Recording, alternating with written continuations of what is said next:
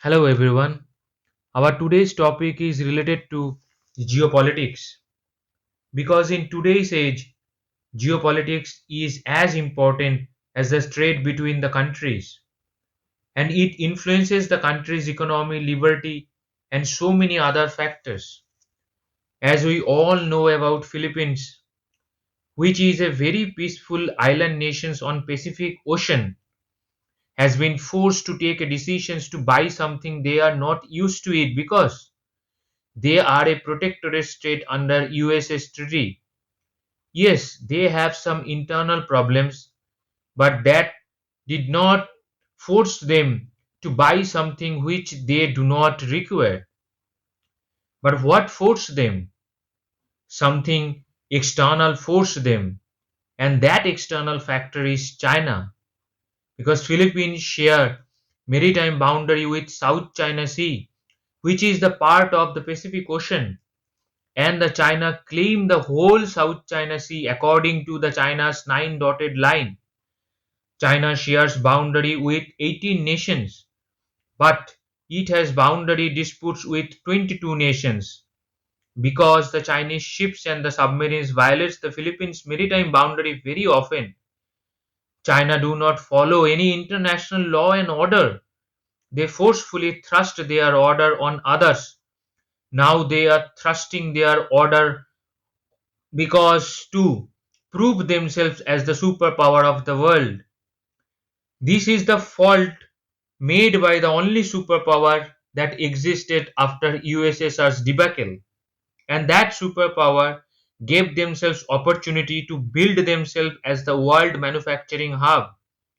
They are now world's second largest economy, and they are about to touch the superpower and only superpower of the world. So what the Philippines will going to buy and why they will going to buy. And now let's focus on the Philippines in the in interested what the Philippines is now interested to buy. The country is in dilemma between the two military surveillance helicopter, and those two military surveillance helicopters are one is Hindustan Aeronautical Limited's Dhruv Mk3. They also agreed to buy along with it 8 Dornier 228 Russian origin aircraft. And another one is Airbus's SS565 Panther. Which one they will going to choose, that is the question. The Philippines is trying to give the priority to the Hindustan Aeronautical Limited's Dhruv Mk3 over AS565 Panther. But why they are giving the priorities to the Indian equipment? That is the questions over here. And that questions is so valid because simply because Indian goods are trustworthy and very well poised. They are also less expensive. Their maintenance cost is lesser than in comparisons to the other equipments that the other countries selling to the other countries. If the Philippines defense authorities been able to save the money by choosing the Hindustan Aeronautical Limited's Dhruv Mk3, then that would be easy for them to invest that money in Dornier 228 or any other equipment they want to purchase from us or from any other countries. Now the pricing, how much all these helicopters will going to cost the Philippine authorities.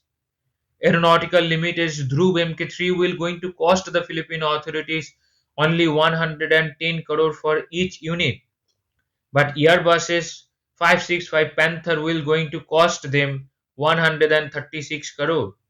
Here the Philippine authorities can simply save 26,000 crore and they can invest that money for the other purposes, for the good for the peoples of the Philippines or in the other equipment they think they wants to buy.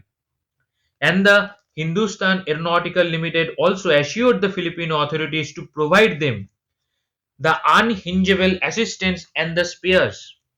Although the Philippines do not want the Hindustan Aeronautical Limited's assistance, But the Indian government and the Hindustan Aeronautical Limited agreed with these conditions.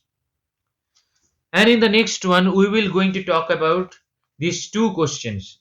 The first question is, what are the challenges the Dhruv actually facing right now, and why they are facing these challenges? I would like to tell you those challenges. First challenge is HAL is not fully indigenous, and Dhruv Mk3 is not fully indigenous. There is a reason, because Hindustan Aeronautical Limited came into limelight in the late 1900 to the early 2000s, and that was very early days for the India's first explorations with defense equipment. That's why India did not have some precious defense technologies. India has to fetch other countries to make this copter world class. India fetched the countries like the United Kingdom, Israel, and the France and the various other countries. The Dhruv Mk3 is only 50 to 55% indigenously built by the India, but the rest of the equipment has been imported and has to import from the outside nations by Indian authorities. And this is the main problem. And the another major problems regarding this deal is the engine. The engine is not indigenously built by the Hindustan Aeronautical Limited. It has been bought from the other authorities. So the export of the Dhruv Mk3, India needs the export permissions from those countries, those who sell the goods regarding the Dhruv Mk3. And what is the Indian government doing right now? India has been working very hard since 2014, when the Prime Minister Narendra Modi, democratically elected by the people of India, and he became the Prime Minister. Then the Prime Minister launched two crucial programs to make India manufacturing hub for the defense manufacturing and the other manufacturing goods. And those programs are Make in India and the Atmanirbhar Bharat program. The Atmanirbhar Bharat means the dependence on himself or herself.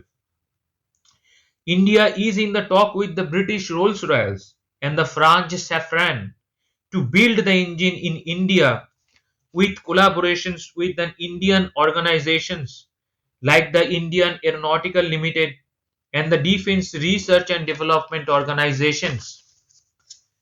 India is also encouraging her own Indian Institute of Technological students to go into the defense related research and the development program to make the Dhruv's fuselage a composite aluminum alloy required that India import from the other countries. India do not need aluminum alloy, because in Indian market aluminum alloy requirement is very less. That is why India is importing those alloy from the other countries. Now India in these days is trying to make this alloy in the Indian soil.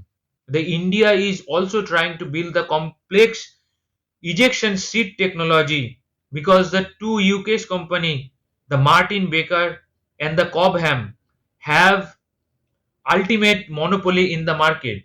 But in the helicopters, the ejection technology is not required. It is required in the jet engine. But I have mentioned that what the India is trying to build up. So the India is investing its time, money, intellectual resources to build its own equipment. Now we will going to talk about some specifications of these two superb machines. The first we will going to talk about the Hindustan Aeronautical Limited's Dhruv Mk3. The Dhruv Mk3 comes up with an advanced avionics and the electronics. It is equipped with surveillance radar, electro-optical equipment that help it long search and rescue operation along with reconnaissance. The helicopter is 15.87-meter long and 3.15-meter width and carry the 16 passenger that includes the two pilots. Its maximum weight or takeoff weight is 5,100 kg with 1,055 kg of fuel. It can achieve 291 km per hour speed with 630 km range. It is advised to run at the optimized speed of 250 km per hour with rate of climb 10.33 meter per second. It also have ultra high frequency and the very high frequency communication system. It have the traffic alert and the collision advanced SAR Homer system, automatic deployed emergency to locate the transmitter, the Cater's transmitter, the loud hailer, radio altimeter, and the digital video recording system, the authentic identification system, the digital video recording, and the various others.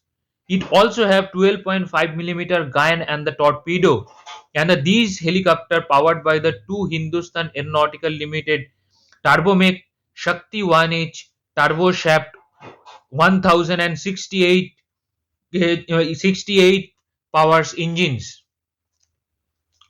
And now I would like to talk about the Airbus's A6565 Panther. What are the specifications these holds? The Panther is a very good surveillance helicopter. It can carry the 14 passengers that includes the two pilots.